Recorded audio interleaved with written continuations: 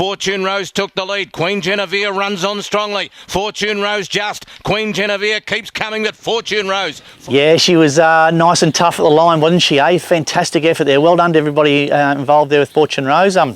She's been a pretty difficult sort of horse to train. She's had a few little niggly injuries, and she was ready to race last time in and fell over and bloody hurt her hip. So we had to put her back out, and we had to sort of start again with her. And she ran a really nice race first up, and then got the money second up. So well done to her and everyone involved. She'll probably go to Sandown next Wednesday now in a 3-year-old sort of 64. That's probably the obvious next sort of step for her, and then hopefully progress on to into the autumn and maybe get a chance of running in a decent 3-year-old fillies race.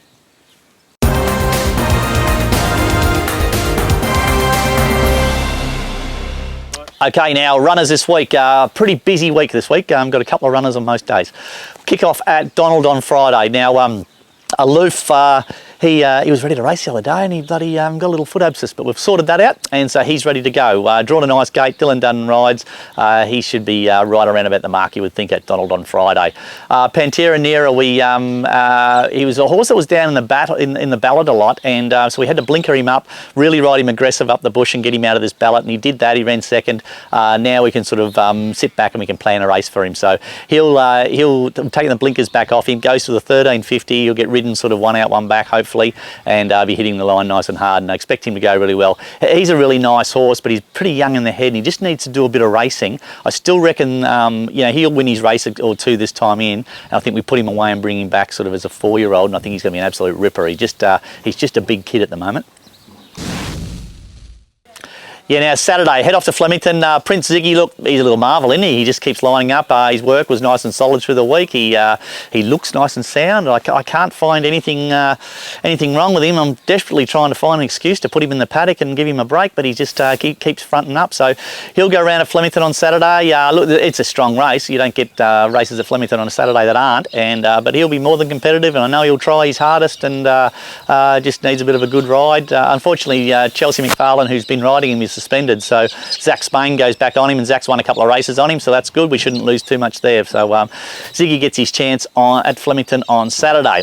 We'll also head off to Bendigo. Now, unfortunately, young Duro went up to Ararat the other day, and we stood at the races, and it absolutely teamed rain. They got bloody inch of rain in half an hour, so they called the races off. So he had to wait another week. So he'll head up there and Bendigo. 1300 first up should be ideal for him. He'll bounce, and hopefully he'll just relax a little bit. Can be a horse that's a little bit aggressive early in his run, so we just need him to jump out and relax. He'll probably just sit outside the leader, and he's nice and fit, and he'll hit the line nice and hard. Righto, Sunday we head off to Werribee, or what's called Spendthrift Park. We actually went up to Spendthrift Stud the other day and had a good look around the place, and actually bought a little schnitzel filly off them, but they're a really nice progressive sort of stud, so hopefully their sponsorship there at Werribee will do them well. So we'll head off there. Got a couple of horses. Now, old Cool World, he's had a long time off. He's had a couple of trials, and he's still as fat as a fool, but he'll go there, and we just need to get a couple of runs under his belt. He seems to be going okay, and he's well above this sort of 58 grade, but I just need to get him to the races. So he'll go around there, and don't be surprised he doesn't run a really cheeky race and probably be finishing off really hard, but whether he can win or not, I'm not too sure, because he's pretty fat, but anyway, we'll see how we go. Now, Crafty Lion just needs an ounce of luck. This horse is going absolutely super. His last 2 starts he could have easily won. He just needs some luck. He's had no luck at all his last 2 starts. So hopefully the cards fall his way, and he puts his head in front on Sunday at Werribee. Yeah, now Tuesday at Seymour. Now I've got Miss Matilda, had her in on Thursday night at Pakenham, and the race she drew bad gate, and the sort of race looked pretty strong. So she's got a, she's had 3 starts for us for 3 seconds. So I just want to really make sure we put her in a race that she can win. And I thought Pakenham might have been a little bit tough. So I've got her in at Seymour Tuesday. I'll see how that field holds up, but I can't see any reason why she wouldn't go around there. It looks sort of a winnable sort of race for her, but she just needs to put her head in front. Wednesday, Sandown. Now, as I said earlier, Fortune Rose, I'll give her a nice solid gallop on Saturday morning. Expect her to work well, and if she works well and pulls up well, she'll go round at Sandown on Wednesday. That's the obvious next progression for her. Coming off a maiden, go to a 64 grade in town, back to 3-year-old grade should suit her, so expect her to run a really good race. She'll be probably 10 or 15 to 1, I suppose, but no doubt she'll run a really nice solid race if she gets a bit of luck. Okay, then we head on Thursday, we head down to Warrnambool. Now, I've got a filly called Bad Liar. Just been sort of struggling a little bit. She's been a little bit in and out of season, and we've got her sorted out, so she's good. She'll head off down there. I was going to run her first up over 2,000 metres, but the race there's just not the right races around for her, so she'll kick off down there over 1,700. She'll be hitting the line hard. She's very, very one-paced, and she's a genuine mile-and-a-half horse, so first up over 1,700 probably looks ideal for her. She'll kick off down there. In a stride, just got beat the other day in a 23.58, 2,300 metre 58 down at Warrnambool, so he'll go back to that exact same sort of race down there, so I would imagine he'll be really hard to beat. Just needs a good ride and a bit of luck, but you know, he'll probably start, I would say, very close to favourite down there at Warrnambool on Thursday.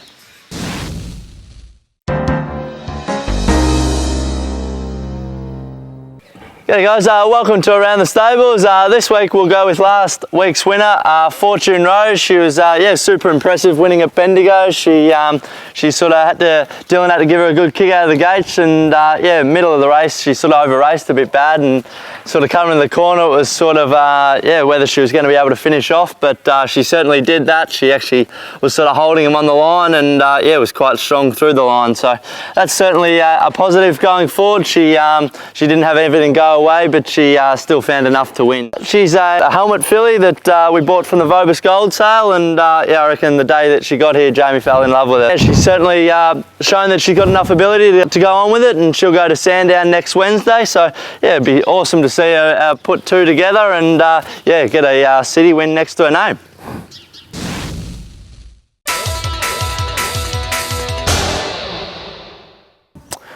Hi guys, pretty busy week on the track. Went to Bendigo Friday, Yarra Valley Saturday, and Kyneton on the Tuesday. Best one of the week, probably Hailberry Miss was first up. Horse I've ridden for Heath Connors before, ran third at big odds. She's come back a much better horse. She should hopefully be winning a race or two once she gets over a bit of ground.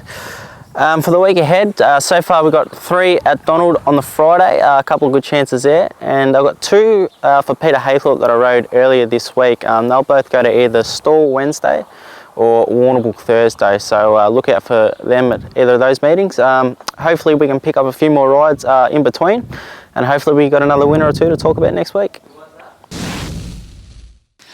That's it for another week at Emsley Lodge. Thanks for watching. A couple of horses I'm pretty keen on this week, a couple of nice horses sort of going through the grades. Really keen to sort of see how they go their next start.